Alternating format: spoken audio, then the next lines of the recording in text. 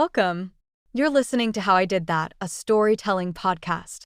Let's jump into today's episode. Thank you for joining me today. Of course. So I'm Rohit. I am a mechanical engineering graduate now, thank God. Rough 5 years, but it was definitely fun. And I'm an international student. I grew up I was born in India. I grew up there for a bit, then moved to Nigeria, went back to India, and now I'm here. So can you tell us a bit more about your background growing up, and how did you go from India to Nigeria? What was that all about? And then how did you come up to Canada after that? Okay, so my dad he's a banker, and his job required him to keep moving places, like work in different branches, different divisions and stuff. So he'd move from one city to another every 3 or 4 years. Actually speaking, I don't think I've ever lived in the same city for more than 4 years, except the last two moves that I've done, which was 5 years. That's it. So along all these moving, my dad was deputed for a position in Nigeria, and we lived there for about 4 years. Oh, wow. And so you got to move all over India and Nigeria. Yeah. A lot of places in India, actually. What did you notice, like, the main differences between India and Nigeria? I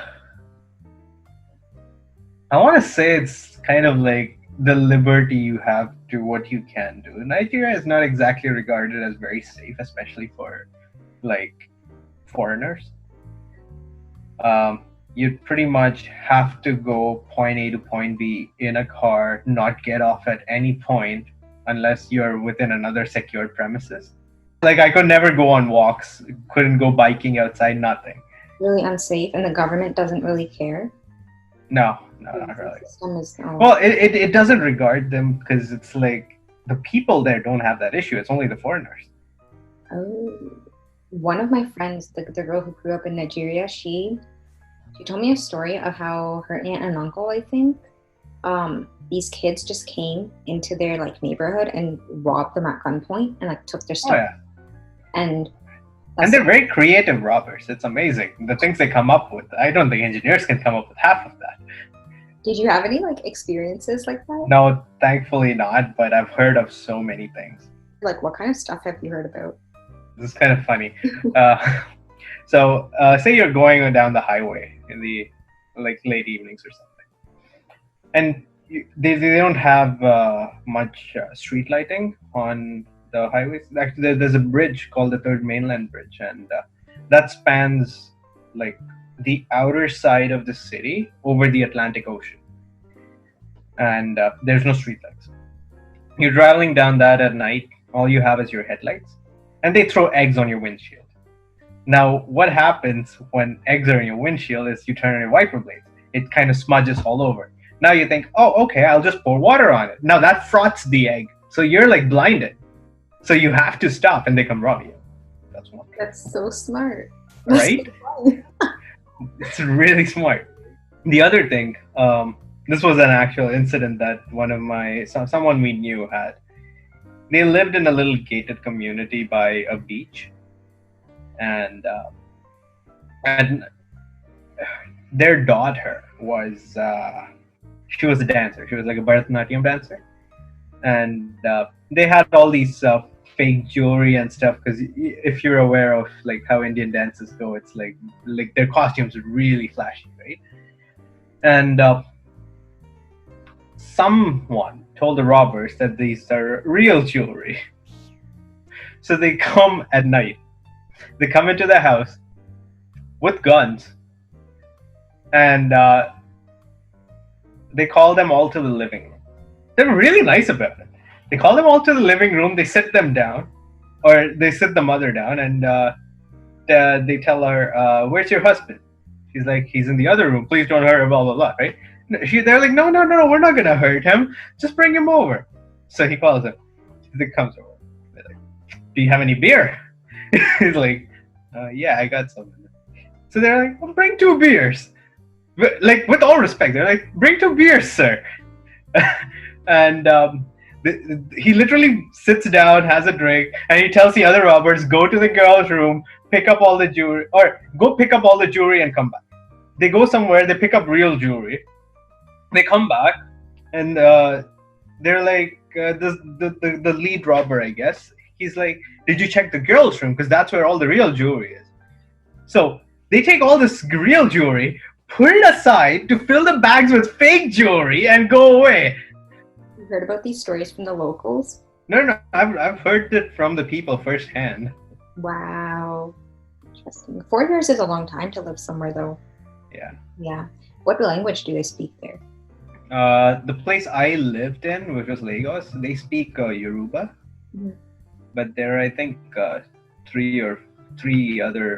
two, three other main dialects, and of course, like dialects within them. Were you able to like pick up on it? I picked up a little bit of Yoruba, but that's like 2010. That's 10 years ago. I can't remember much of it. Like, what were the main ethnicities there? Their ethnicity and language went by the same name, Mm-hmm. like Yoruba people, Igbo people, and there was one more.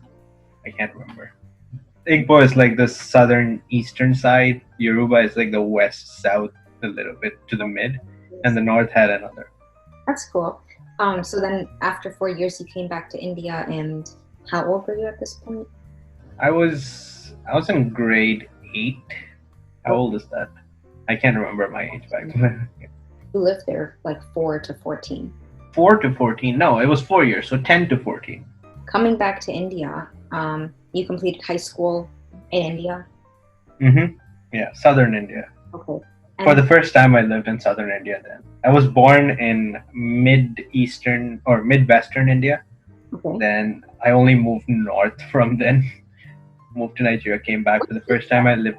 What's that? What states have you lived in within India? I've lived in Maharashtra. I've lived in Goa. I've lived in Rajasthan. And then I went to Nigeria. When I came back, I lived in Tamil Nadu. Oh, I see. And so these were like north, west, south areas of India?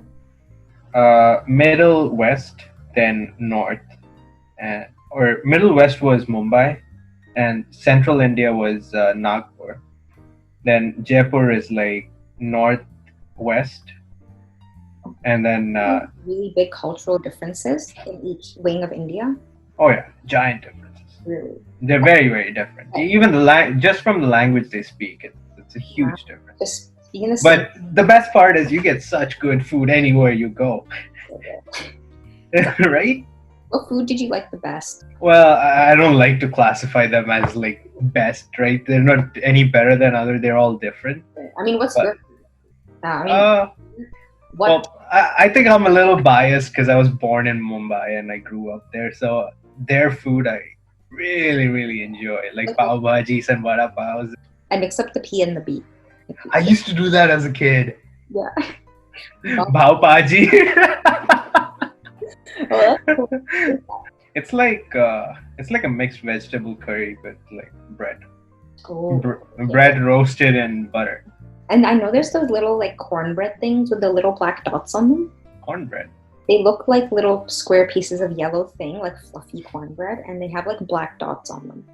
Are you sure it's corn? I've never heard of anything. It might not be corn. It just looks like cornbread. I literally type into Google yellow square dish with black dots, India. Oh, this is what it was. Oh, dhoklas. Yeah, it was. Okay, I forgot that. What is it made of? Oh, lentils. Yeah. Lentils make it really fluffy. Anyways, Indian cooking is so good. I haven't gone to India in like 10 or 12 years. And it's just dangerous for like a girl to go alone, obviously. Just or even if you go with friends. Especially if you're not local. You gotta have their accent or else it's weird. Yeah. They'll rip you off 100%. You don't even have to be a foreigner. If you're just from a different state, they'll rip you off. Did you learn to like negotiate better living in India? Oh yeah, I was king of negotiation. Because someone be like, what's a good price for like little magnet or like a keychain? Oh, those are probably like 50 rupees. Oh, okay. But how much would they charge you like at the stalls? like 400, Oh wow. 500. That's like $10. Yeah, but I see for a foreigner, they'd be like, oh, $10 makes That's sense. not bad, yeah. Okay, so after you completed high school, or even during high school, like moving countries is a big thing, right? You have the whole visa process. Like, Yeah. where did it come into your mind that you want to leave? Because in India, right, you have to decide on your stream in 10th grade, right? And so the courses you Yeah. take specialize to that stream. It's not like here where you go to 12th. I want to say that was a little bit easy to pick for me just because I've always been into engineering, like since I was a kid. So naturally, I ended up picking up science. I did not care about career or any of that thing back then. I was like, I love engineering. I don't want to do anything else. When I was in grade 11, have you heard of IITs, Indian Institute of Technology? So a couple of my friends, they were studying, or they got this whole intern kind of thing in grade 11 in IIT. They were doing some sort of research work. And this was during a summer break. So these guys are sitting there. They're really close friends of mine. And I'm like, oh, I'll come visit you. So I go crash in their dorm room for a day. And question, where are the IITs located? I think there's one in Delhi. There's multiple. There's a lot too many, actually. There's IITs in Delhi, Mumbai, Chennai, Kharagpur.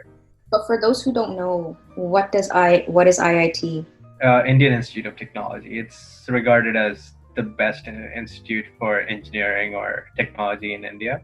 It's like the it's basically like the MITs of India, but on a global scale, their ratings are still like on par with some of the biggest institutes.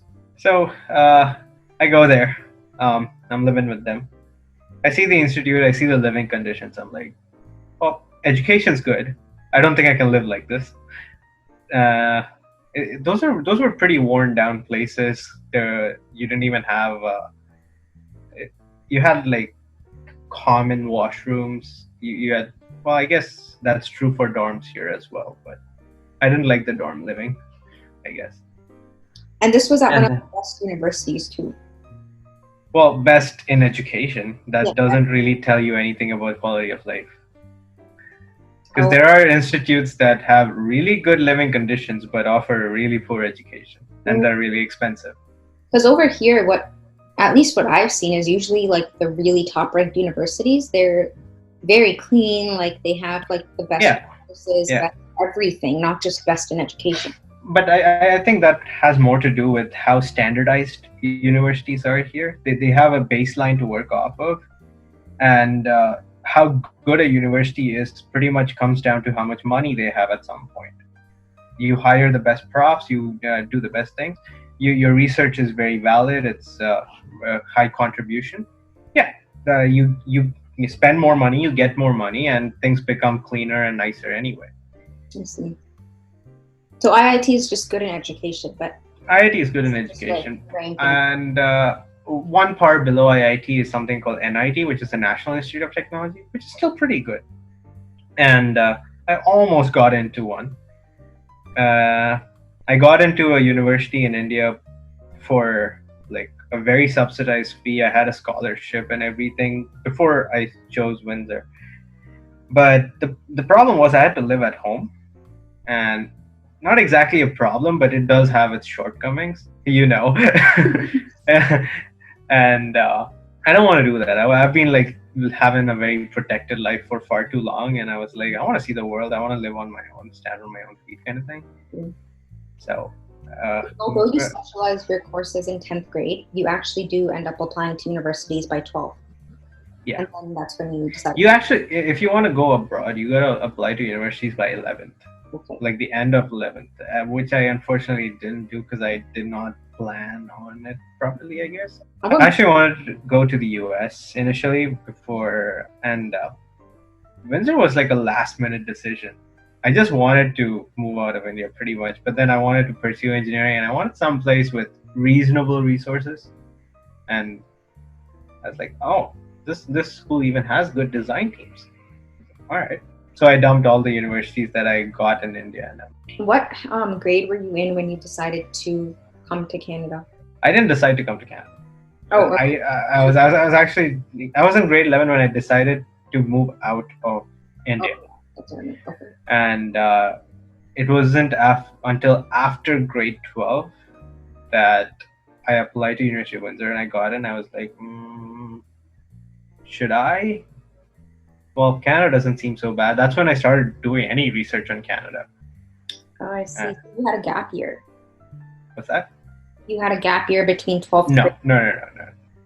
My 12th grade ends in April or March, sorry. Okay. And March to September, I have a couple months. Why'd you randomly choose Windsor? How'd you even think to apply? I'd have to take a break here if I had to go to US because my 11th grade grades were, and 12th I killed it, but 11th not so much, and I couldn't apply with those grades. Oh, I see. So I would have to apply with my 12th grade. That means I'm waiting another 8-9 months after. That would put me. I don't want that disadvantage. Okay. And you realized that with Windsor, they allowed you to apply with those grades. Yeah. But There was actually an education fair in India, uh-huh. and Windsor was there, and I was like, oh, that's why we have so many international students. I know, right? Like, how did you find out about Windsor? Initially, now it's pretty much word of mouth. People are like, or at least masters for international students, you need a 70% average. You can get in pretty easily. Mhm. They don't filter all that too much. Or even if they do, the number of applicants in India is giant. Even if you have, say, a application full size of, I don't know, like 20,000 or something, you can easily fill up 2,000 people. I never knew that they actually, University of Windsor went and advertised in India. I wonder what other, I don't know, like how much countries. What's funny is I didn't see many other universities from like Canada or even US in that fair.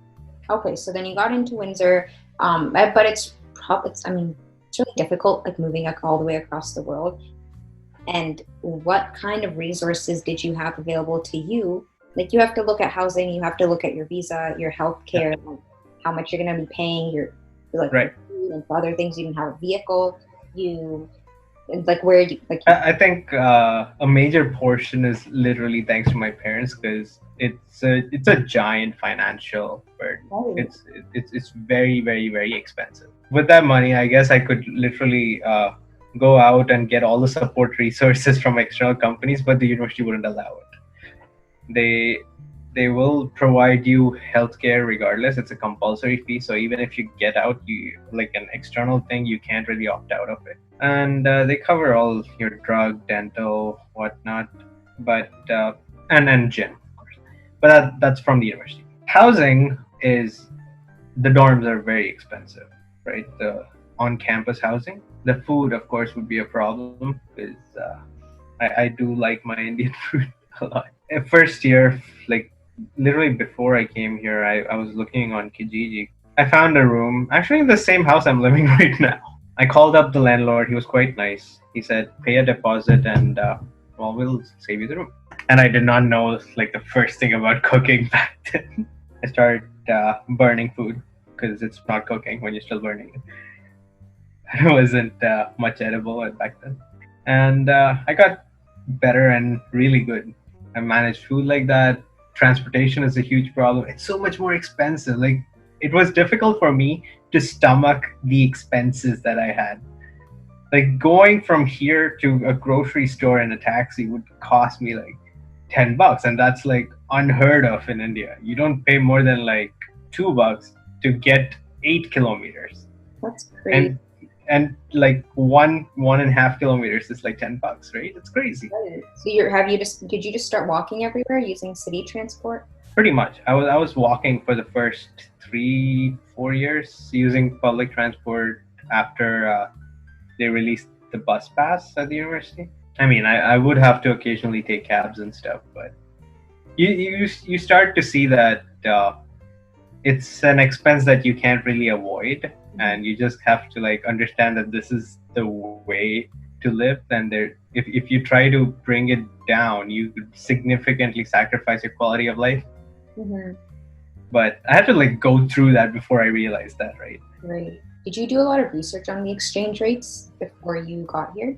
Like the cost I didn't even understand the whole concept properly back then. I knew there was an exchange rate, but I didn't know how it works and when is a good time to have money, whatnot. Another issue was as an undergrad, I'm like packed with courses. I have no time, man. I get 20 hours a week on my work permit, but there's literally no way I can spend that time. So Mhm. I had to rely on my parents for everything. What were some of the biggest culture shocks?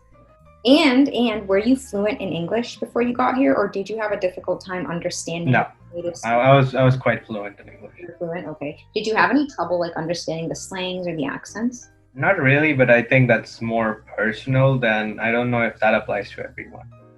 I didn't have slangs, yes, but accents not so much.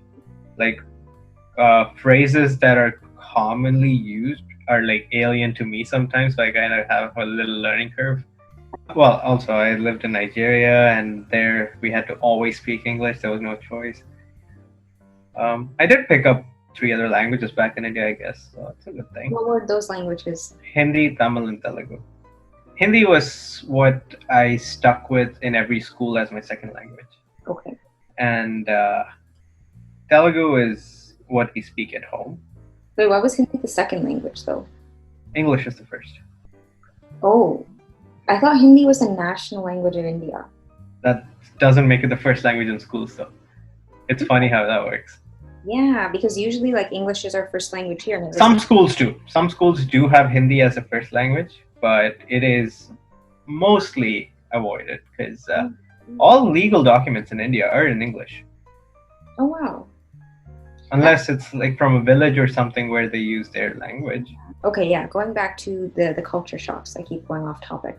The question. Yeah, I guess the amount of freedom people at like college level, like at 18, are given here was quite nice. I really appreciated how things are handled here.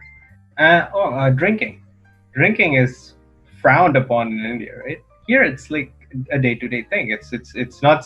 You probably don't want to be doing it every night, but the few times you do it, it's perfectly fine, right? That's true. Okay, in first year, I met you in Yeah. first year. I met you like the first week of school. You know what? You posted in. There wasn't. It was a group. It was one of these new freshers group, right? But yeah, that's true. Yeah, freshman group. And I was like, oh, okay. Well, I guess I need to make friends. Might as well send out a few random requests. Like I'm literally alien. I have no family here for like 4,000 kilometers, and so I was like, okay, let me meet a few people. So I sent you a request and you accepted, and I was like, okay. So I don't even remember messaging you back then. I don't think I did. I don't remember, but I did remember when I met you in class because there were so many kids in the class I didn't realize like who you were. Yeah. When you actually like sat next to me in class, I was like, I think I told you, I'm like, you look really different in your profile pictures. You did. So I never realized, but that's really cool because then our friendship started, and I mean, we used to study together and stuff too. So going back to first year, so we talked about kind of like how your transition was being international. Yeah. And I want to talk about the undergraduate curriculum for mechanical engineers. How did you find the transition going from the Indian curriculum in high school to first year engineering? Because I heard that it's a lot easier for you guys because you do all of these higher level maths in high school. You're right. It is easier in some regards. It is something new to pick up in some other things. Like, for example, professions, basically the course we have. I did not understand what citation means. I had not the slightest clue. Because in India, you never do that. You Google something, you pick it up, you post it, right? Oh, you guys never do references? Nope. Such a big thing here. Wow. Yeah. Well, we did not learn any of that in school, right? Wow. And we didn't really have to write papers in school at all. We'd have like we'd maybe write essays, but that's like straight out of your head. I don't know where you pull things out of, right? Literally, you have no access to computers, nothing in school. You just have to sit down at your desk. They give you an essay question and you write. But now, do you think it's changed in schools? Have they been introducing more technology? There has been some introduction of technology. Actually, with the pandemic, people are sitting at home now, so everything is like through Zoom, I guess. Right. But I don't think they want to involve as much technology, which is not really a good thing, because online resources, they give you a very broad spectrum understanding of things, Mhm. right? Whereas in class, you're just sticking to your books, and Yeah, if you kind of narrow down your vision like that, I don't see that as a good thing. that's for sure. What about like mechanics, linear algebra, like all the math courses we took? Mechanics, not as much. We had everything we did in introductory physics, I had already done.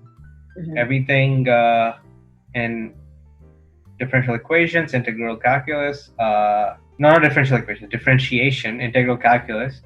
I guess the first 2-3 chapters of differential equations and maybe the first 2-3 chapters of vector calc I had done. Oh, Alright. so it was more heavily. Do you think your curriculum, when like in engineering in high school, was more specialized with math? Because you seem to have done a lot more of the math than the other courses. Math was just math, and they had a whole bunch of things back then.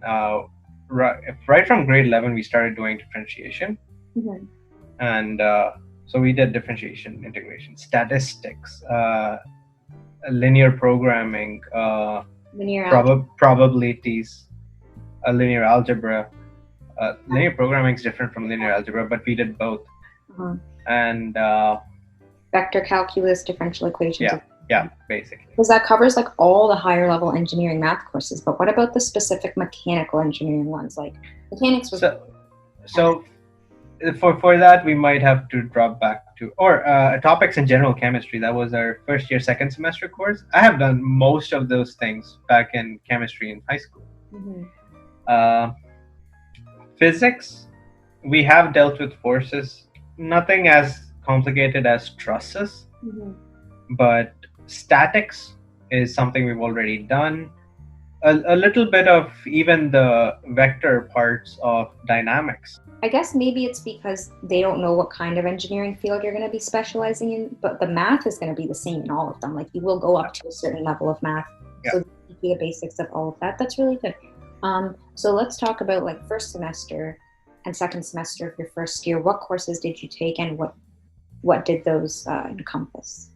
So I guess the first 2 semesters were only 5 courses each. We had differential equations, linear algebra, engineering mechanics, engineering and profession, and engineering design.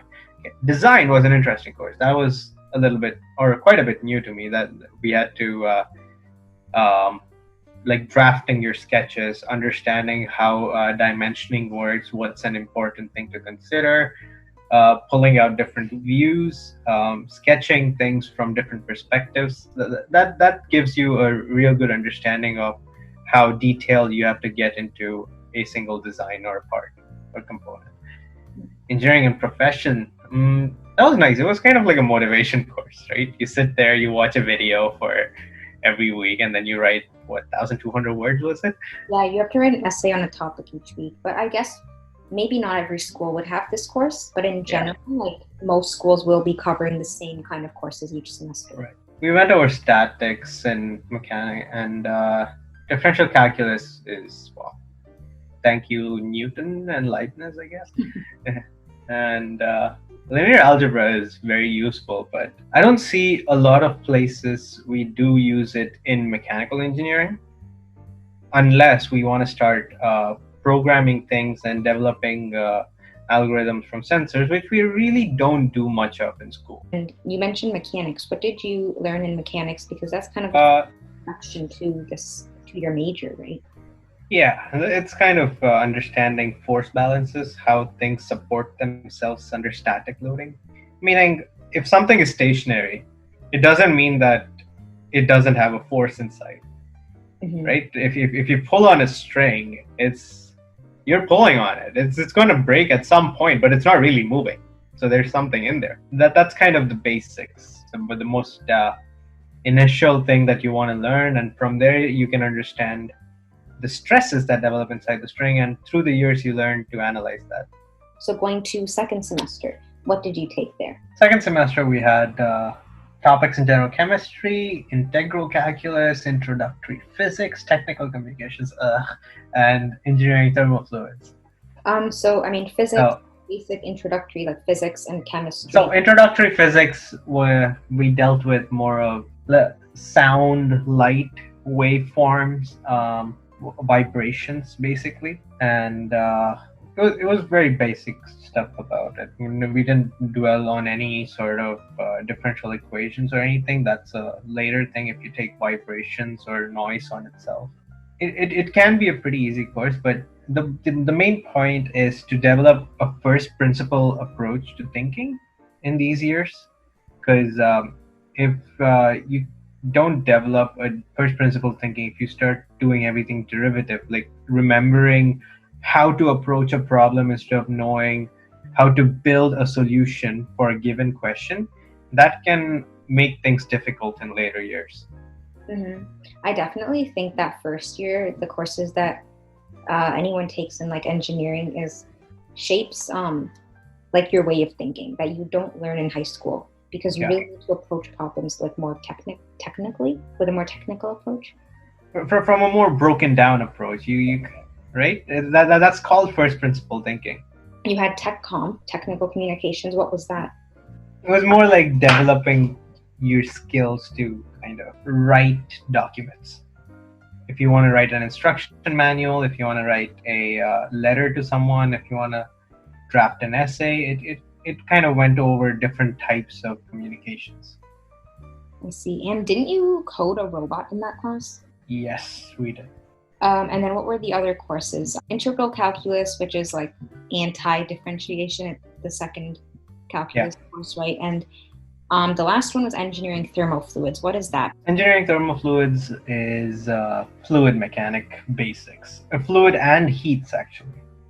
So there's heat transfer when you have a heat source and a heat sink. So something of higher temperature and something of lower temperature. You have different methods or different ways that heat can go. It can conduct, it can convect, and it can radiate, right? And fluids by themselves, they have certain properties. They have viscosity, they have the way they flow, bulk flow rate and stuff. You go over basics of those things. I see. And so basic equations like density and other things that you will need to know moving forward. Okay. For you guys at least, and I think for other engineering schools, mostly for me as well, like first year is all generic. Every engineering major takes the same courses. Yeah. Okay, so then moving on to second year, what was your experience like? I think with first year, because of the redundancy in the things, I kind of ventured out to... I found the courses relatively easy, but I do wish I spent a little more time doing assignments and stuff. A little more time, or at least from the grade point of view, because in first year I was under the impression that grades don't matter at all, and I just needed to pass my courses. Who gave you that idea? Well, for anyone I talked to, they said no one looks at your grades to get a job. Everybody I talked to said the same thing.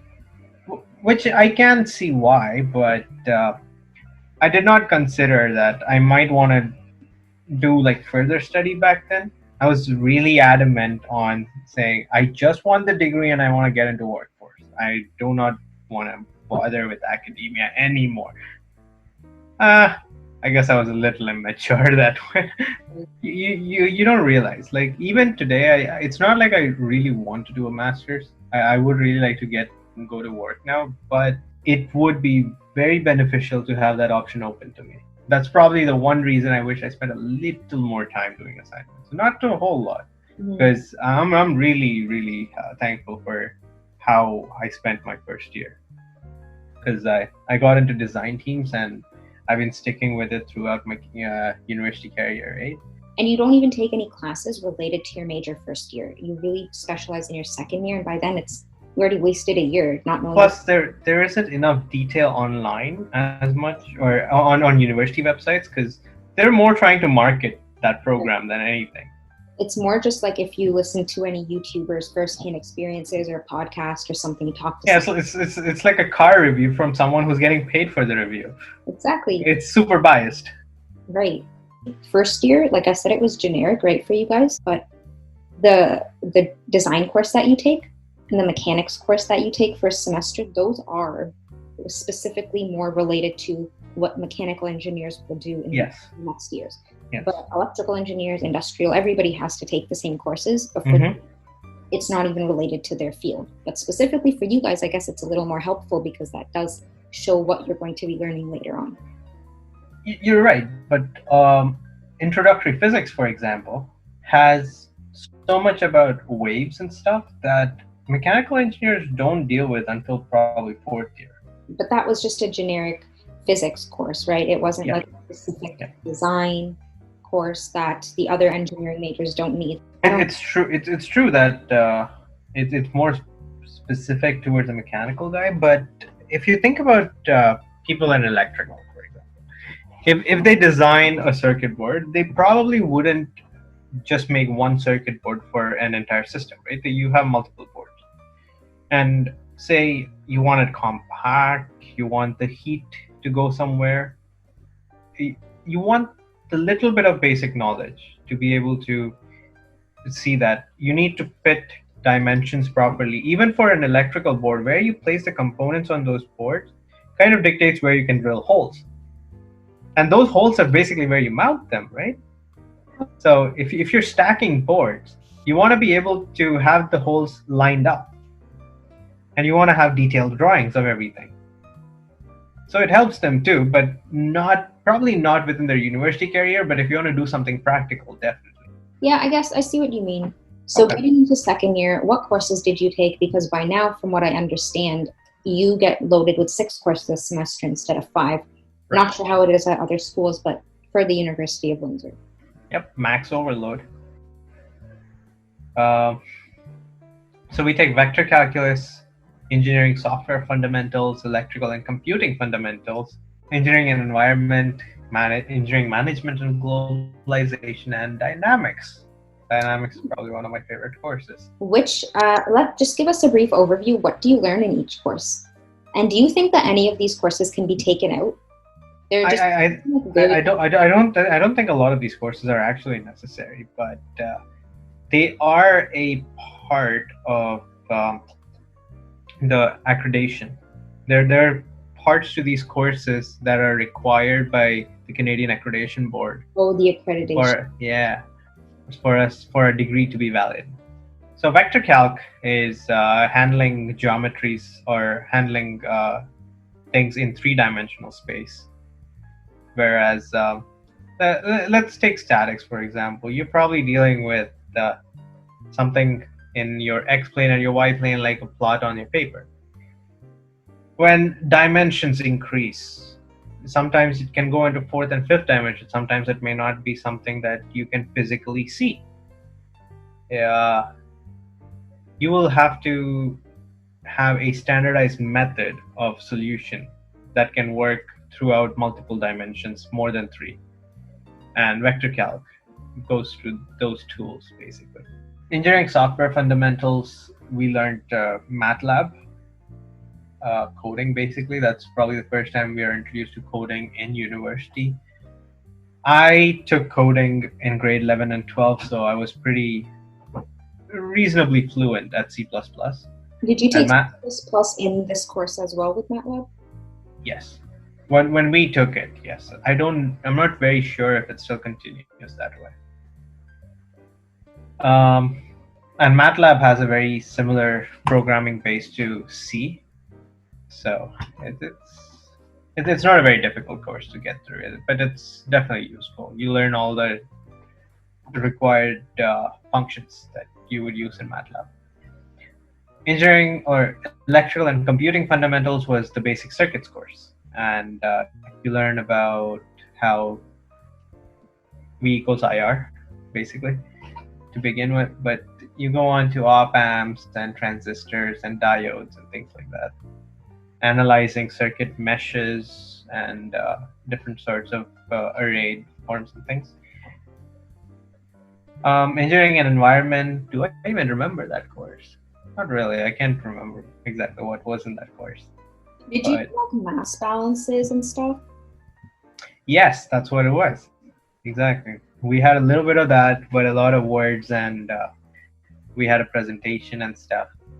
Engineering management and globalization, that it was a very wordy course, not much to calculate Was it there. kind of like professions, like an essay writing course related to engineering? And Wasn't exactly essays. We did have assignments. We had to look at how engineering integrates into like the economic market, managing timelines, making Gantt charts and things like that. oh, I see. Dynamics. That is a super important course. That deals with moving bodies, Newton's second law, basically, to begin with. But all of Newton's laws apply in this course. You're thinking about how objects that are in motion, what are their properties? How much energy do you need? How much force do you need to cause a certain action on them? What if they're rotating? What are the different things? What if they're rotating and translating simultaneously? How do you analyze a system like that? And that's a very interesting course. We had a very nice project in that too. And back when I did it, actually I did it twice. The first time we had a project of building a gravity-powered vehicle. That was really cool. We used 2 kilograms of sugar as a test mass. It's a tower. You drop the sugar from the top, it goes to a pulley. You're rotating one of the wheels. It's a very open-ended question, but you had to go from one end to the other, and you had to stop at the right spot. Very interesting project. The second time I took it, we had to build a catapult powered by a spring. Unusual, but definitely awesome. Okay, let's move to second semester, second year. Okay. So we have differential equations, engineering. Okay. Differential equations, advanced design, mechanics of deformable bodies, engineering materials fundamentals, numerical analysis for engineering, and treatment of experimental data. Differential equations, yeah. Oh yeah, super important. Mm-hmm. Because one better learn that thing very properly now, or else they're going to have a tough time for the rest of the engineering career. Advanced design, we learned to use CATIA for designing objects in 3D space, how to shell the elements, how to make objects quickly using the proper tools instead of going about it the wrong way, right? You can do a design in 10 minutes and the same thing can take 1 hour. It all depends on how you do it. Engineering materials fundamentals, also quite an important course, but I don't think it's down everyone's ballpark. That course, it has a lot of information packed in there. And it's a lot to remember. You kind of tend to understand how one thing is linked to the next thing is linked to the next thing, but you have to pay a lot of attention for that. It's definitely not something you can study for 3 days before an exam and get through. Numerical analysis is using MATLAB again, but this time it's all the different ways you can arrive at a solution that are not necessarily analytical. Numerical ways. You pick a test set or you do a Newton-Raphson estimation or things like that. What softwares did you use in that course? We used both C and MATLAB, C++ and MATLAB. Was the engineering software fundamentals course you took first semester, this was building off of that? Okay. Treatment of experimental data, also an important thing. It's basically a fancy way of saying statistics.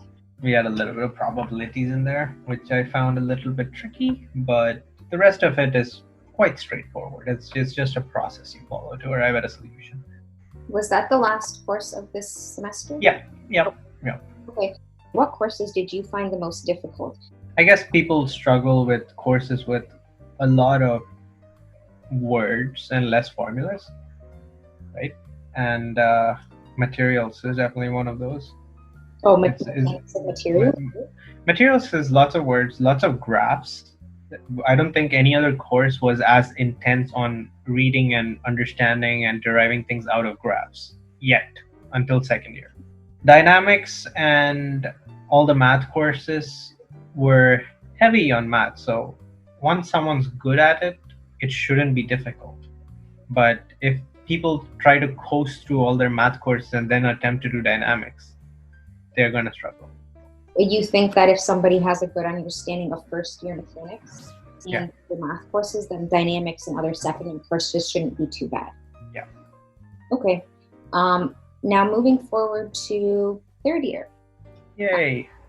Third year, we went through a lot. Third year was probably one of the hardest years, definitely.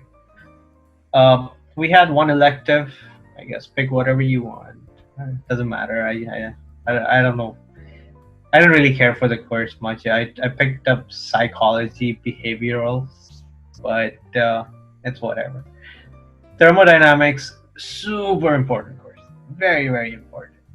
And that kind of tells you the behavior of different substances, especially like air and water, under different heat levels.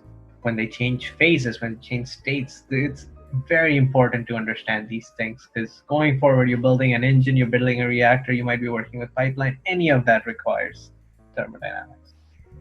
Fluid mechanics, for the first time we talk about flows, viscosities, their bases, their derivations, their standard things, right? Important too. Economics, that's how you make money. Stress analysis builds off of statics to mechanics of deformable bodies. You end up with stress analysis, so that's like you go forward with whatever you learned until that point. Machine dynamics, you move forward from regular dynamics and stress analysis. And that's in the same semester with stress analysis and machine dynamics? Yes. You don't have much stress related stuff in machine dynamics, more so behavior of things. So there you were learning more of like shaft balancing. Basically, when you have a shaft and it's loaded at different lengths or at different points along its length, it's not in perfect balance. So you might have to add masses here and there to make it smooth, like behave in a more linear fashion. Second semester of third year, we have another technical elective. We have a applied thermodynamics, talking about machinery that actually works off of dynamics on cycles, like your Carnot cycle, and refrigeration and jet engines and like steam engines. Fluid dynamics, fluid mechanics 2. There are 2 fluid mechanic courses.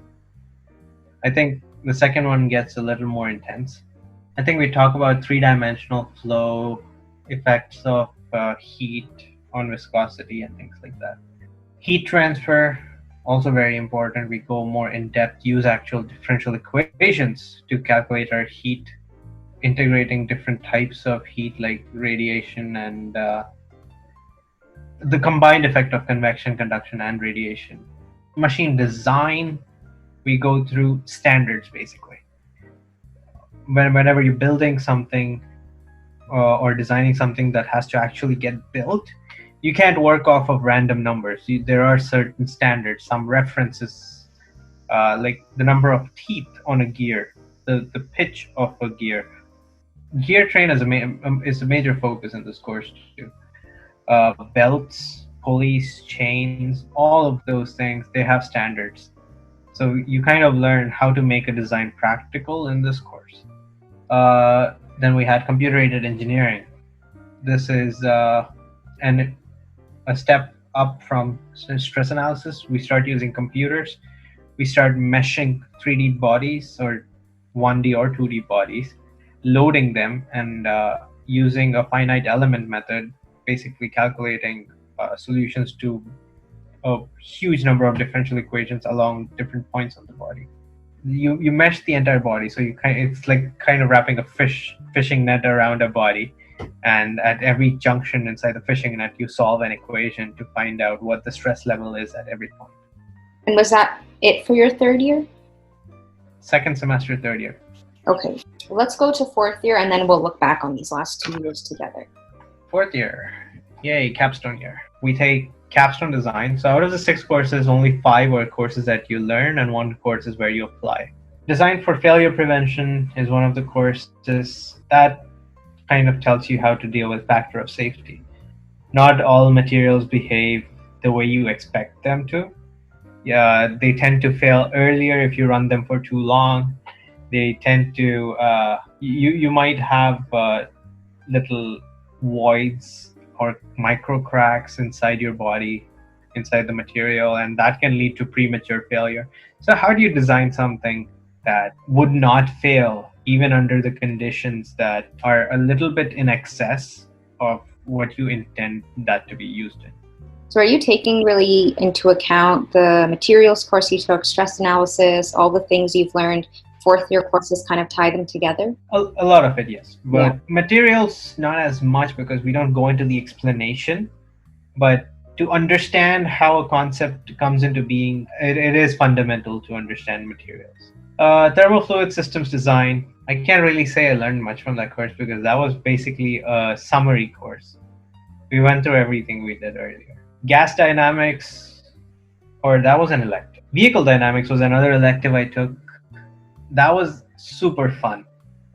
Vehicle dynamics deals with the suspension of a vehicle and the power of a vehicle, your braking ability, your acceleration ability, how your car performs on like a smooth terrain, under high speed cornering, low speed cornering, and everything.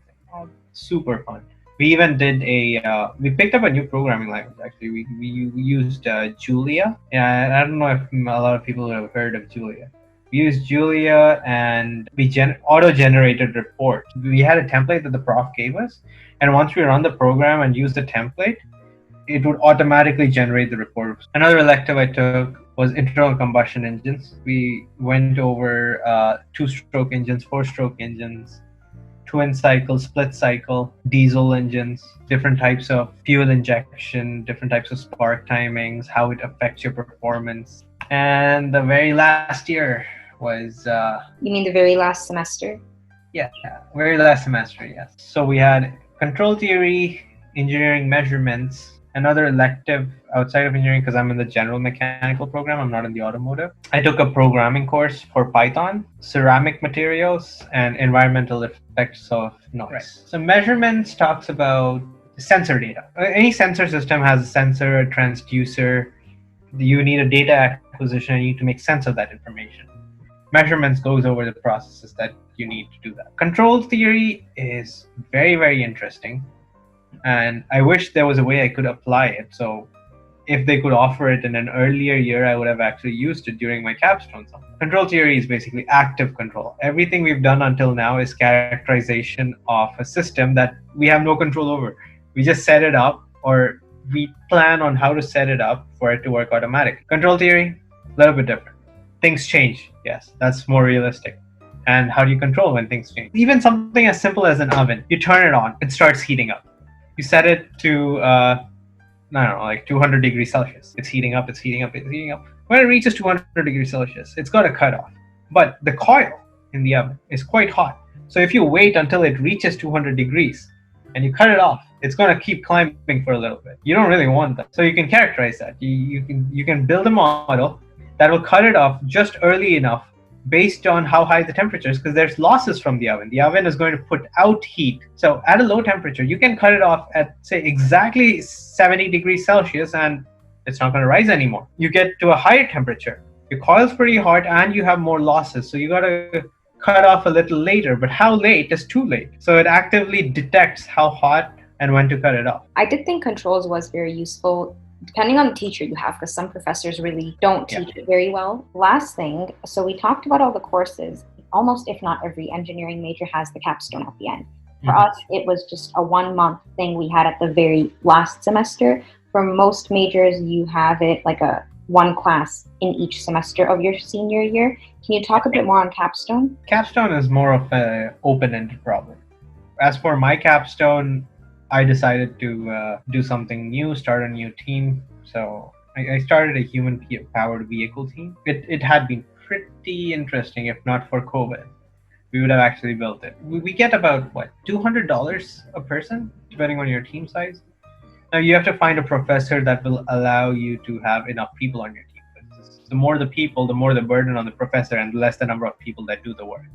Because a friend recently told me 50% of the work is done by the square root of the number of people that work in your company. I guess he learned it from somewhere as well. To literally put that statement in perspective, if there are 16 people in a company, 4 people do 50% of the work.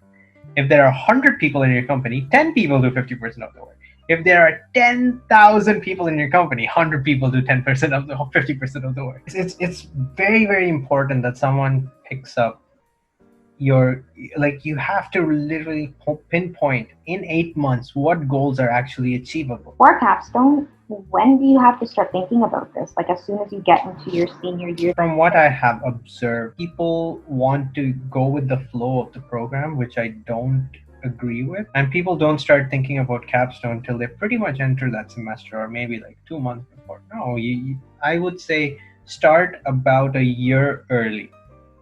Start doing your research, find a professor probably 6 months in advance and start working on it, because then you will have so much momentum that by the time you start your capstone as a course, you would have most things set. Even if you don't find all the team members, start your work. And that's what I did. I went to my professor July of 2019, and capstone is due August 2020. So I spent an entire year and a month. So did your end product work the way you expected it to? And when you had team members join on? I had 4 team members, and out of them, me and another dude, we have worked together on teams before. So I know I can rely on this guy for work. We both started the team. We started making our designs all the way. We tried finding team members. Wasn't exactly easy. People's motivation can be difficult. It's up to you to motivate people to do something, right? Until capstone started, I didn't exactly find 2 more team members. My prof said, well, it's not that expensive of a project. Maybe stick to having 4 people in your team. He put a cap on the number of people I can hire. 2 others joined in after capstone started. We already had a skeletal structure of the vehicle by then. The most difficult part of doing an actual project is raising the funds, because $200 a person does not cut it.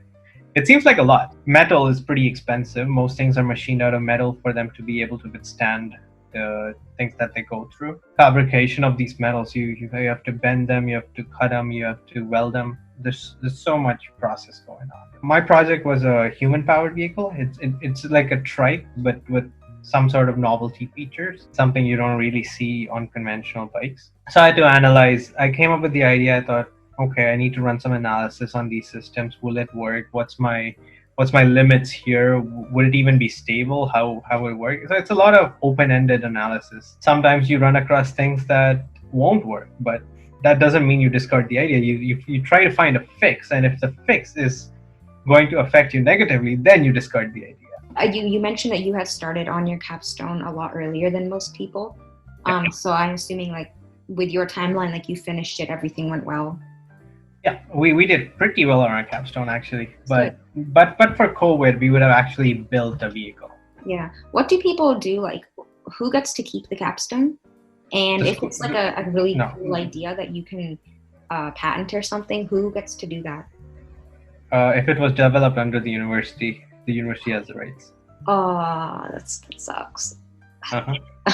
So one of you guys would be able to still keep it, but the university, you can't. We don't get to keep the project either. That is so crappy. Yeah. So you should pick the second best idea to do as your capstone. Keep the first best for yourself. Depends.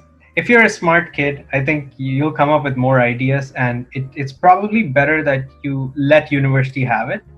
Do your best idea, implement it, make it happen. If you could make that happen, I'm sure that's not your smartest idea. You can come up with more things, but do it while you can, because these resources are not available to you ever again. I really realized that once I graduated, I wasn't going to campus every day. I did not have the same access to all the resources that I originally did, and it just really cuts a lot of things off when you're not a student anymore. Yeah.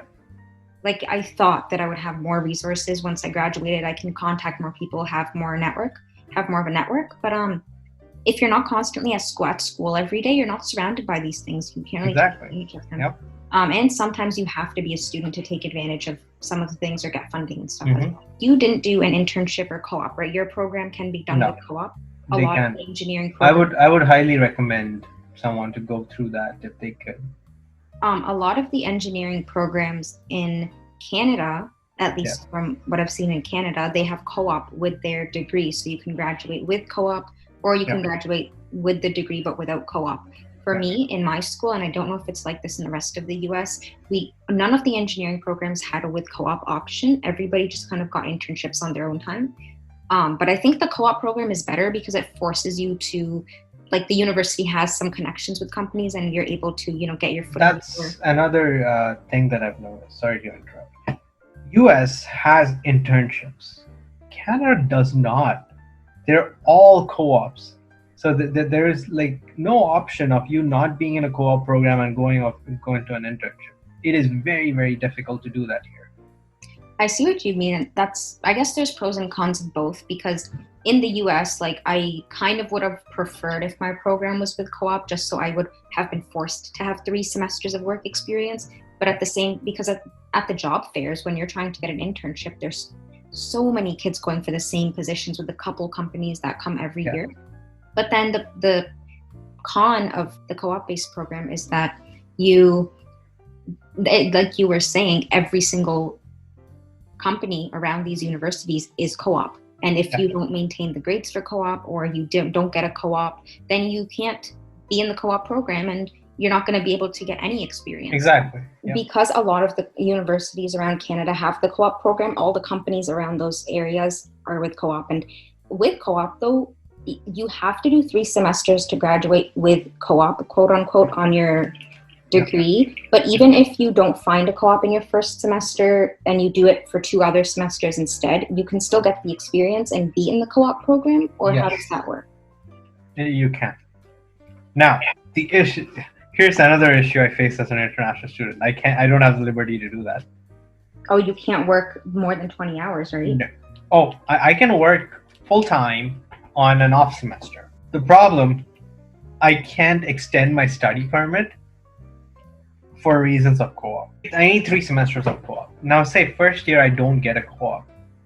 I only have 2 semesters left. What do I do? Does the university help you to get a co-op? If you need it for 3 semesters, you continuously have to be accepted into a company. My issue is with the study permit. If I don't get co-op in all 3 of my semesters that I'm supposed to, I just have to drop co-op. I have to graduate without co-op.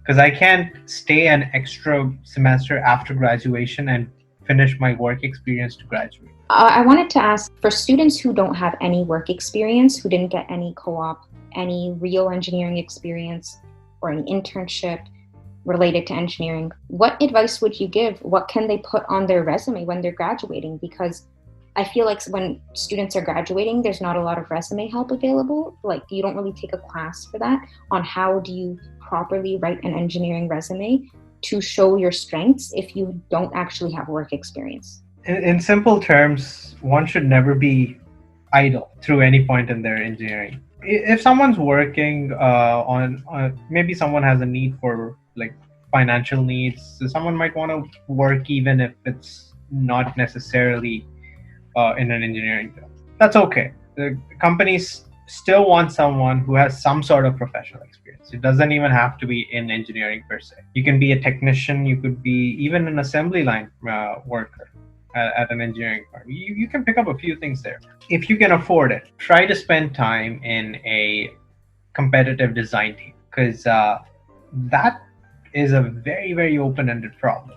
And for you to be competitive, you have to make the right decisions. To make the right decisions, you need to be well informed. So it's a giant learning curve. You learn every day. I've spent 3.5 years on formula design teams, and I can say that I have barely scratched the surface on what's possible there. Can you elaborate more on your experience on the design team? I wish my design teams here were a little better structured. My first year I spent with SAE's Formula Hybrid team, but it was the first of its kind. The university did not have a hybrid team until then. Quite difficult because no one's worked with electrical drivetrains back then. To combine an electrical drivetrain with a mechanical, like a regular combustion engine, can be quite tricky. We kind of went on a little chain drive, which kind of linked both the engine and the motor together. the motor was free to spin at its own speed and would just offer additional power when we needed it. But you were a leader. You were like president of the SAE Formula Electric. That was later. Oh, Because initially I was just a first year. Honestly, even when I took the leadership, I so love the technical aspect of this. I don't want to be dealing with people. I want to dealing with cars and parts and stuff, right? I figured with 2 years that I spent in first Formula Hybrid, then Formula Electric, that I'm probably the person that has the most direction, because I hadn't had anyone else on the team stick around for that long. I figured, okay, I guess I don't have a choice now. If this team's got to get anywhere, I'm the most informed, so probably I'll just be a leader, right? It's not that I super enjoyed being a leader. I really don't want to be dealing with people, but it's an important skill to have. It helps you in your career too, I suppose. When I was leader, I think one of the most difficult things was having communication between mechanical and electrical people, because they're very, very different streams. One may not exactly understand how one thing affects the other. So I'd have to call meetings every week, make them both sit in the same room and be like, this is what that does and that is what this does. Because I gotta understand both of their perspectives. You'll eventually arrive at a solution, but you have to keep trying. Every week, every day counts on a design team. And you were on this team for how many years? 3 years on SAE teams. 1 year I kind of wasn't on a team because I went back to India for 4 months. When I came back, I helped one of my friends build a structure. It was like a pendulum of sorts. But funny thing, you know what the bob of the pendulum is? What? But it's an entire car. You had a pendulum car? It wasn't a pendulum car. It was a car pendulum. It's about I think it was a 2-ton structure. You put a car on it and it swings. Yay! Okay. Fun part. Wait, the car swings? Is it like those like amusement park like boat rides that goes like whoa? Sure, but what's the fun? What's the engineering in that? It's not an amusement ride. The platform on which this car sits, we had 5 different setting heights. We set it at that height. We put the car on it, and we swing it, and we record the time period of oscillation. By recording time period at different settings, we can do a estimation to find how high the center of gravity of the car is, which is actually very difficult to determine. Your effective mass length changes. Well, once that was done, I think final year, instead of a project, I did my capstone. I see. It was a competitive team on its own too, but unfortunately we couldn't build something that For the bike? Yeah. So going back to what I was saying earlier, for students who don't have any job experience, like working in an actual paid, it doesn't even have to be engineering related, but even if they don't have any professional experience, you said get involved. That was one thing, right? Because you got involved, you had leadership positions with SAE. Did you get to take part in any research? Through my second year, materials, like I said, it was a difficult course, but one that I really enjoyed. What I would do is, it's a lot of graphs, a lot of words and things like that. And the prof was really good. She was explaining everything quite thoroughly. And a lot of questions would pop up. So, I don't know, I had no intention of doing any research or anything. I was sitting in class, I was writing these questions on the back of my notebook, and after class I'd go up to her and be like, what if this happens? What if that happens? How do airplanes survive that? Well, these conditions are already in airplanes failure zone. How does that work? And she'd be like, she'd explain it. Sometimes she'd even say, well, I don't know, but next class, the first thing I'll do is I'll tell you. So she'd go home, she'd do her research, come back and tell me the thing. I was like, wow, she's really nice. Not a lot of profs do that, right?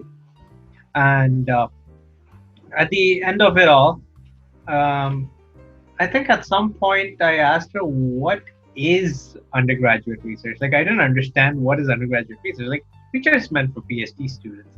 Why would an undergrad person do that, right?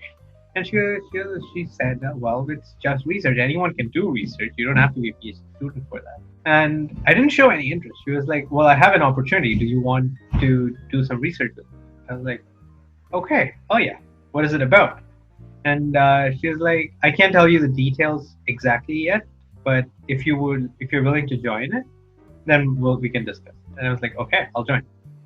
And we tested the tribological properties of solid lubricants.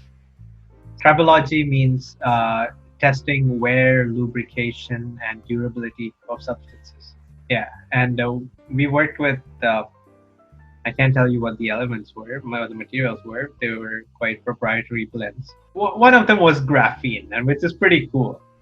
Graphene was, I think, back in 2015, 2016. They made it sound like it's the material of the future. Wait, what was the difference between graphite and graphene again? Graphene is single layer graphite.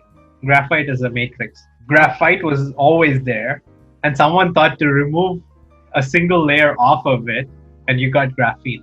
You can make graphene at home.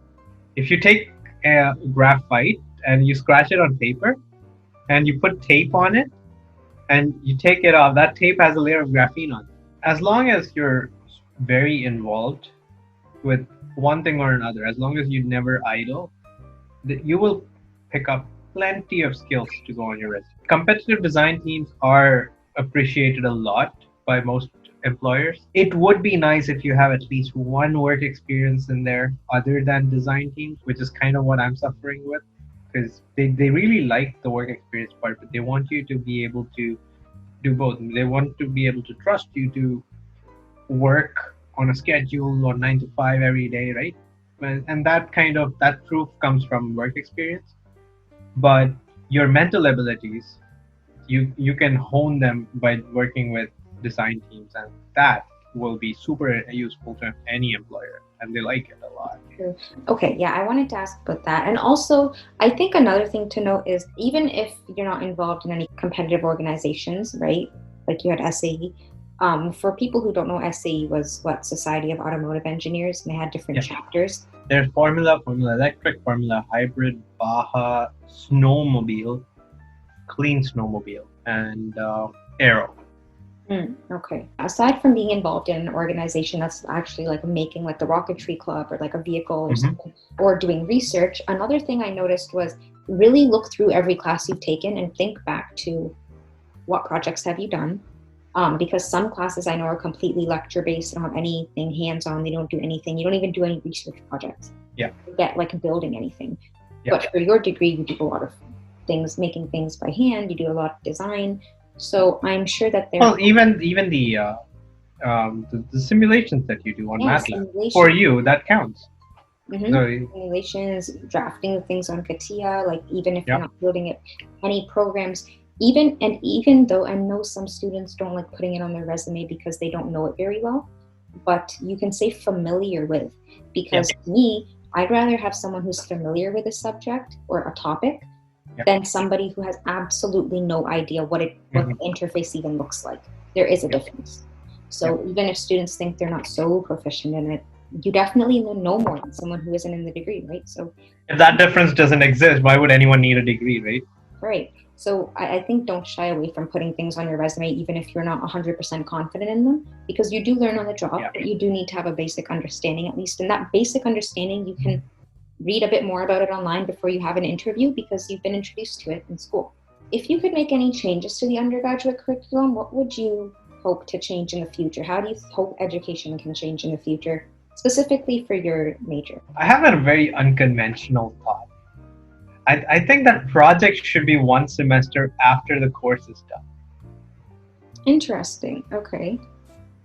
Because you don't really learn all the tools that you need to do the project when the project is given to you. And by the time the project presentation date comes by, you've probably just finished or not yet finished your courses.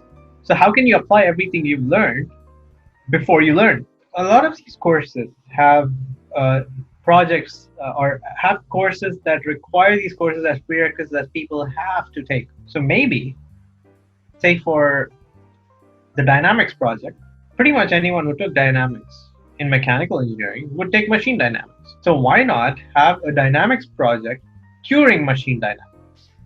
Oh, I see. So you don't have to move any courses around, but move the projects around to a different place. So that's a good point. In your degree, specifically for this university, what are the degrees that you can graduate with, or the specializations you can graduate with? Within mechanical, you could have specializations in materials, aerospace, automotive, or you could go the general route. And when we say specializations, what does that really mean? Let me repeat that. When we that's a good. When we say Okay. specializations, what does that really mean for the student? Actually, I think a better question is what does it really mean to the faculty? Funny thing is, I think the general option is a better option, but I guess companies like to see you have the word specialization in. All they do is strip you of your electives. You don't have the freedom to go around and pick things from different things. Sometimes you want to be in automotive, but you want to know a little bit more about certain materials, like steels. Steels are a major part of any construction today, pretty much. And steels is a very, very, very big category of material. It has its own course. Now, if you're in automotive, you can take that course. And why is that? It's because Any tech elective you take has to be an automotive tech elective. okay. So it narrows down what you can actually take. Whereas in general option, you can switch between auto material and aerospace.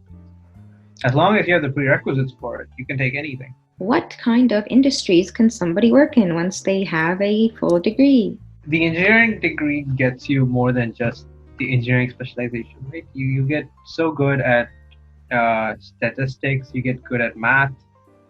So it opens up, learning new things becomes actually much easier. So you can pick up things from like software work. You can pick up things from even business side of things, financial analysis. What specific industries, if somebody wanted to like work as a mechanical engineer in industry, right? What industries could they work in? That is a little bit dependent on your program per se, because not all schools go over everything. Their electives are limited, and your choice of picking electives also matters. You're gonna have to be able to justify how you know something about a subject that like a job interview. With the electives that are available, you could probably go into automation and control, into manufacturing, into vehicle simulations, into aircraft simulations, material testing. Battery What else? and renewable energies. Yeah, but renewable energies, batteries, all sorts of energy, power generation. Huge thing. Because environmental is one of the options, right? All right. Yeah. Completely forgot that. Yeah, that is. And you could go back to your master's, get into academia with a PhD too. Do you think a master's is required for a lot of people? Because students always come here to do their master's, but it's not really needed. Students, it's not needed. Students come here to do masters because it's shorter, it works out cheaper. Get their foot in the door. They're international. Yeah. So for an international student to spend 4 years without making money is very difficult. We have 6 courses. Master students only have 4, and they barely have to go to class. And they have most of the week free, so they can clock in their 20 hours of working period. So parting message, what did you expect from the degree versus what you gained from it? Like, what was the expectation versus reality for you coming here, not knowing anything in Windsor? That's a rough question. Yeah. I was very disappointed in the beginning because it was like going a step back. But looking at the way it worked out in the end, I think it was pretty good because even with that little setback of thing, I didn't waste my time. I wasn't like, oh, those courses are easy, so I don't have to do anything with all the spare time I have. I could just sit home and watch movies now. Making use of that spare time was a privilege that not a lot of people can have, right? A lot of universities load you with a lot of assignment work, and they're even weighed heavily. Windsor didn't do that, and I think that way it's been nice. What tips would you give to incoming freshmen for this major specifically? Don't use Chegg for 2 years. Good point. Don't use Chegg. Don't rely on. You can use Chegg. It's useful, but don't rely on it. Sometimes the answers are wrong. Try to think everything from ground up. Don't try to remember the process. Don't memorize a process. Like, memorizing a solution is bad, yes. Memorizing a process, not as bad, sometimes required, but not when you're learning basics. When you come to empirical stuff, when you have lookup data, yes, makes sense. When there is no lookup data, when everything is basic formula, try to derive your own process. Try to make it. Try to understand how to turn your way of thinking into something that aligns with real physics. Is that like the same approach you mentioned earlier? First principles. First principle approach. Okay, cool. I definitely think this will help somebody who was in, like, I wish I had this resource when I was entering into university. Just didn't have any connections, didn't have anyone to talk to. Well, I'd be glad if anyone gets good help from it. Yeah. Thank you so much for joining. Thank you for having me. No problem. Yeah, thanks again and take care. And that's a wrap. Thanks for tuning into today's episode, and we'll see you next time.